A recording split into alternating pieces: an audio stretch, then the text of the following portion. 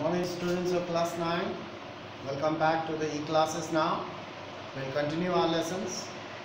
In our previous class we have talked about forest dwellers and the impact of forest laws towards their life and for their survival. We have talked about. Now we will talk about another part of the world, that is Indonesia. Let's see what was happening in Indonesia at that time when the forest dwellers were suffering in India, when forest laws were being implemented. What was happening around the world? We will talk about that. Now here I have written some points. We'll talk about one by one. Forest transformation in Java. This is the second part. Number one, Java, an island in Indonesia. It is an island. Java, Sumatra, it's an island in Indonesia, was once covered mostly with thick forest. Long time back, previously, Java was covered with thick forest. Now it is famous as a rice producing island. Now at present it is a famous rice producing island. How the land has transformed. So now we'll talk about that a little. Number two, the colonial power in Indonesia were the Dutch. We have talked about India. In India, the Britishers were the colonizers, but in Java, the colonizers were the Europeans, but they were not British, they were Dutch. Number three, there were many similarities in laws for forest control in India and Indonesia. By looking at the sentence, we can understand that the forest laws were implemented by Europeans, whether they are in India or in other part of the world. For example, in Indonesia, they try to control the forest. Therefore, they wanted timber. Therefore, they implemented Forest Act in India as well as in Indonesia. Quite similar. There were many similarities in the laws for forest control in India as well as in Indonesia. Now, number three. Fourth, during the 16th century, we are talking about 16th century, the population of Java was only 3.4 million. It was not crowded. 3.4 million people lived in Java during 16th century. Many communities live in the fertile plains or in the valleys.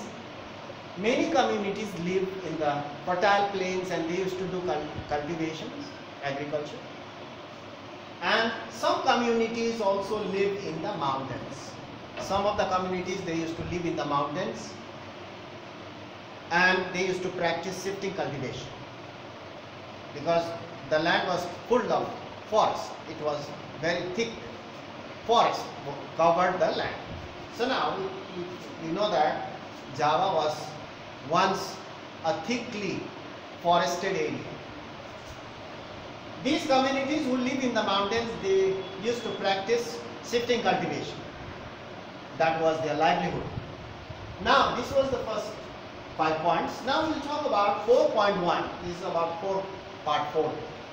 4.1, the woodcutter of Java. Woodcutter means the people who know how to cut trees. They were experts. Now, the woodcutter of Java, the Kalangas, a group of a type of community, a single community. The name of that community was Kalangas. The Kalangs of Java were a community of highly skilled forest cutters. They were well trained to cut down trees, and that community is known as Kalangas.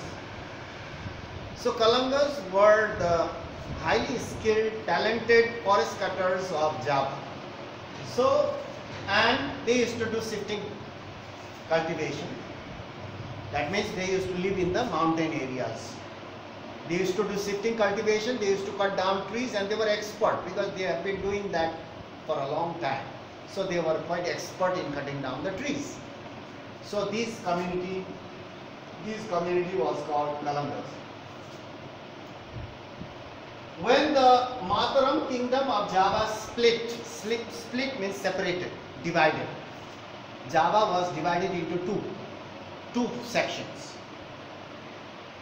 When the country was divided into two, the country was ruled by Mataram kings.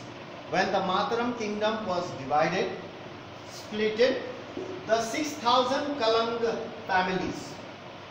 Altogether there were 6,000 Kalang families living in Java.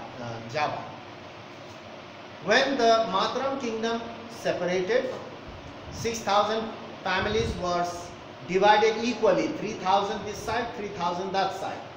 They were 6,000 Kalang families were equally divided as they were very important. They were very, very important because they knew how to cut down the trees. They were quite expert.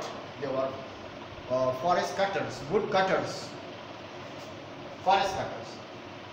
So why they were separated? Why these Kalang families were divided equally? We'll talk about that in our next class. Right now, this was for today. Now you can copy this out. It's quite clear now. I have wrote very clearly separated so that you can copy it out also. Copy the notes, points, and you go through this every day and make a habit of going through the notes or the lessons every day. So we'll be continuing our lessons because the time is running out. You know it very well. Don't waste your time at home. Many of the students, they must be wasting their time watching the videos and movies and so on. You should not do like that. Use your net pack wisely to learn something every day. Do not waste your net packs. Use it for learning something. So now you can go through this, and I hope you are staying safe at home. You continue your study. So that's all for today. We'll meet in the next class and we'll talk about the importance of these Kalangas, why these families were divided, separated, and what happened after that. What about the duchies and so on, and what were the similarities and dissimilarities of this Forest Act, about the control of forest, and we'll talk about all these things part by part. Okay, that's all for today. We'll meet in the next class. Thanks.